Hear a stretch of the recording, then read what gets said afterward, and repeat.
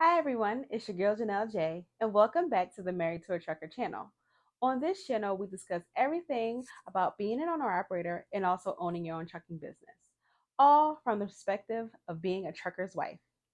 In this video, I'll be discussing what you should consider when you're trying to start a trucking company by getting your own trucking authority. So stay tuned.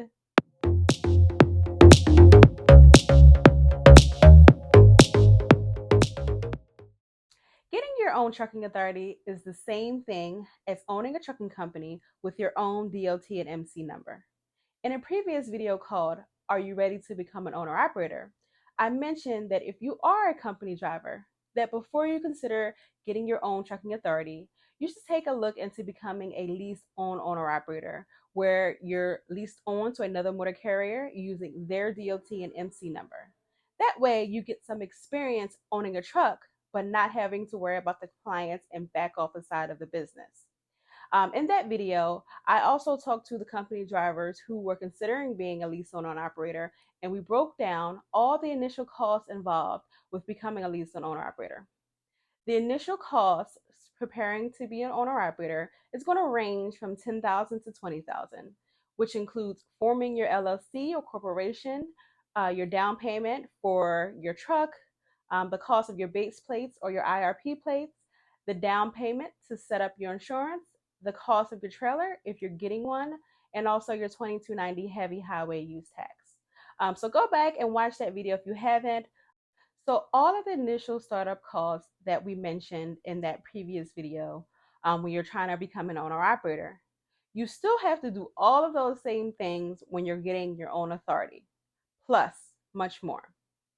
The additional costs when you're getting your own trucking authority include getting your DOT and MC number. Also, you have to get your interstate authority.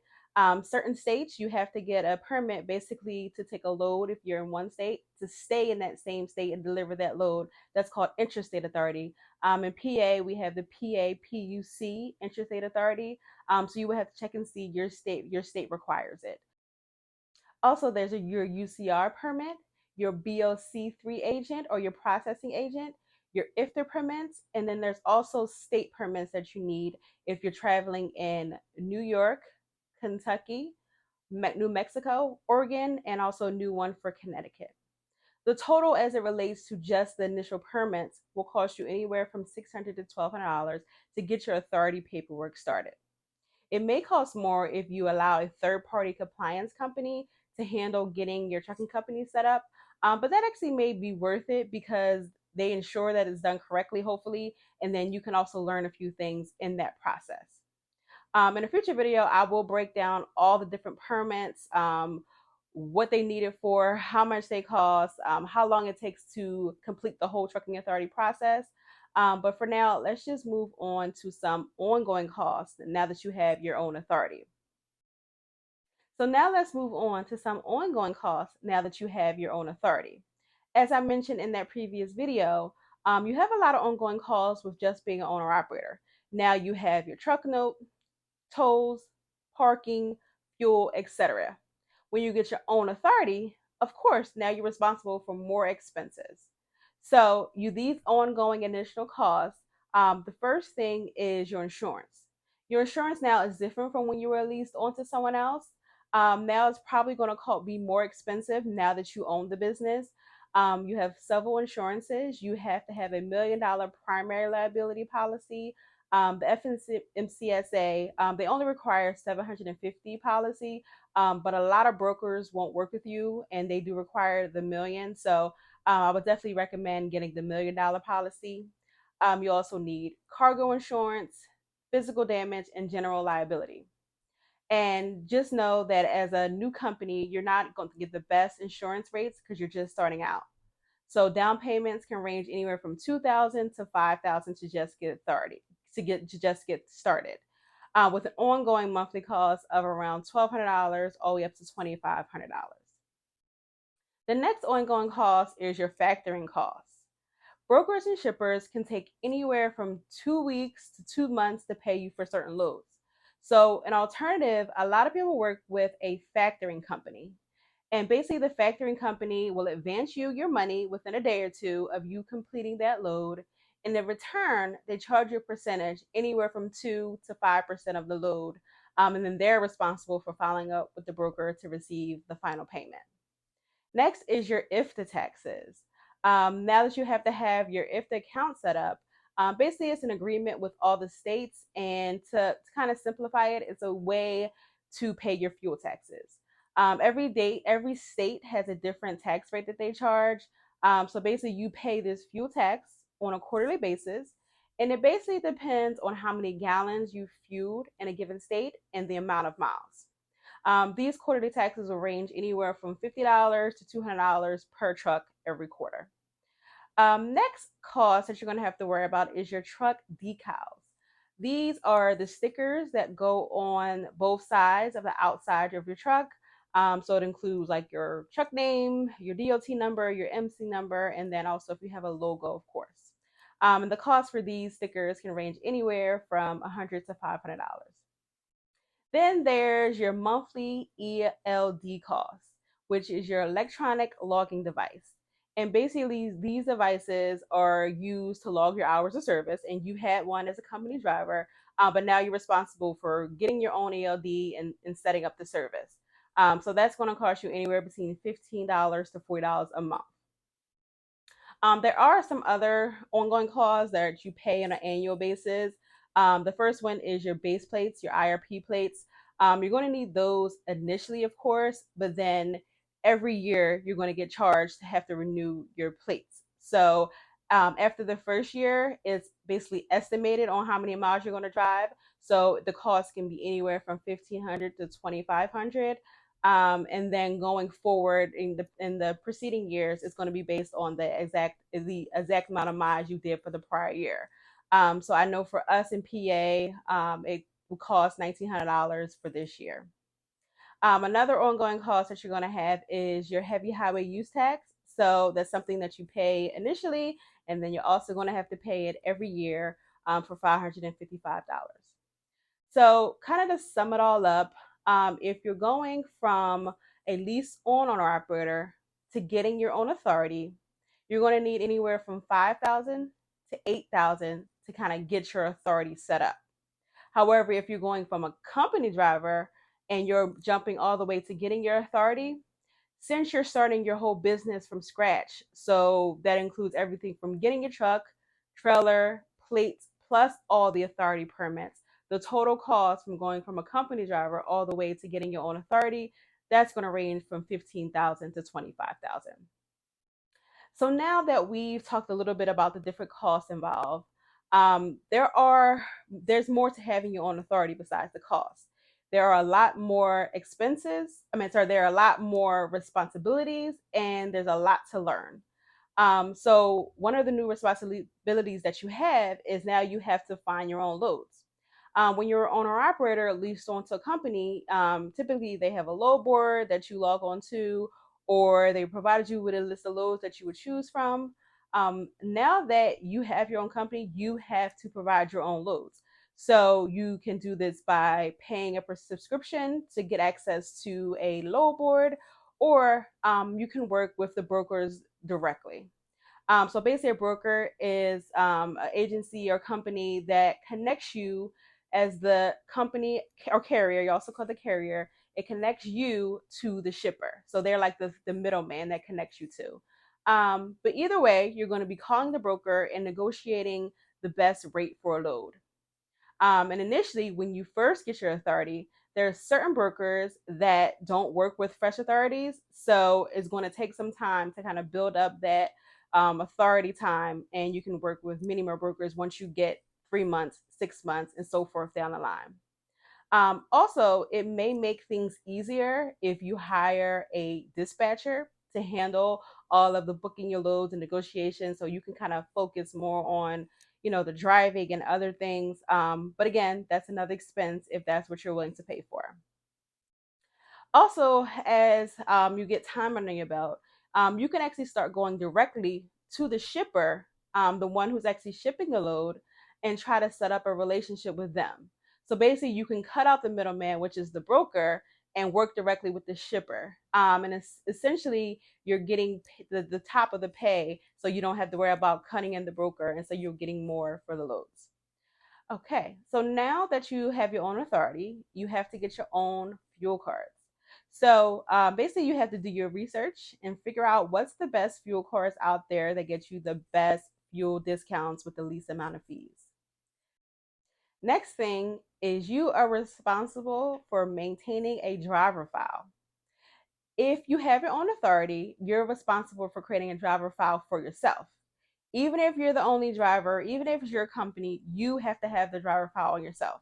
So that includes the basics like a medical card, your motor vehicle check, your application for yourself, your pre-employment drug test, your previous employer background check on yourself, and so much more. We'll kind of get into that into another video. But just know you have to treat yourself as a driver, and everything that a previous employer done for you, you have to actually pretty much vet yourself to make sure that you have all the proper paperwork in file. Also, you'll have to be enrolled in a drug and alcohol consortium program. So basically, where you can be randomly selected anytime to take a drug test. So basically, you don't escape that by having your own authority. So whether you're a company driver, lease owner operator, or have your own authority, that's something that you still have to participate in. You also have to worry about your CSA score. The CSA score is basically determined by the FMCSA, and it ranks you in different categories. I won't get into all the different categories right now, but just to know, just to give you a few, they have your driver fitness, your vehicle maintenance, unsafe driving, and crash indicator. And basically it is determined by like if you have any moving violations, if you have any accidents, when you're pulled into the wait station and you get a roadside inspection. All of those things can factor into your CSA score. So you want to just try to keep your CSA score as low as possible, because the higher score you get, you may be subjected to a FMCSA audit, which actually turns me into my next topic. The last topic that I wanted to mention is that you have to be prepared for audits. So, in every case, when you get your own authority, there is a new entrance audit. And this is something that all companies have to go through within the first 12 months of getting your authority. And then also, there's regular FMCSA audits, which can happen at any time while you're in business, whether in your first year, fifth year, 10th year. But basically, typically, if you have a high CSA score, then you may be on their watch list. So like I mentioned with the CSA scores, you want to keep those low as possible, not a lot of violations, accidents, those things, and figure out how to keep your CSA score low. So with these audits, basically it takes a deeper dive into your business. So basically they want to make sure you're in compliance with all the regulations, making sure you have all the paperwork on yourself, your truck, and the business itself. So that pretty much wraps up the different responsibilities. So as always in my videos, I want to give you both sides so you understand some of the not so good factors. And now let's move on to some of the positives, the reasons you should consider getting your own authority. So one of the reasons is, of course, you get more money. Well, at least you gross more revenue. So now the loads themselves won't pay more, but now you get 100% of whatever that load is paying. So versus when you were a lease on operator, when you lease onto a company, you pay them a lease on fee. So that fee can be anywhere from 10 to 35%. And so basically, when you pay them a lease on fee, you're paying them to handle all these extra responsibilities so that you don't have to worry about it. Now that you have your own authority, you don't have to pay anyone a cut, because you're the ones responsible for handling all your compliance and basically handling all your business paperwork yourself. So let's say, for instance, in a given week, you gross anywhere from $4,000 to $8,000. And this kind of ranges depending on many different factors. If you're local, regional, over the road, the type of freight that you're hauling, But basically, the point is that the total amount goes directly to you, and then you're able to then allocate it to all your operating expenses.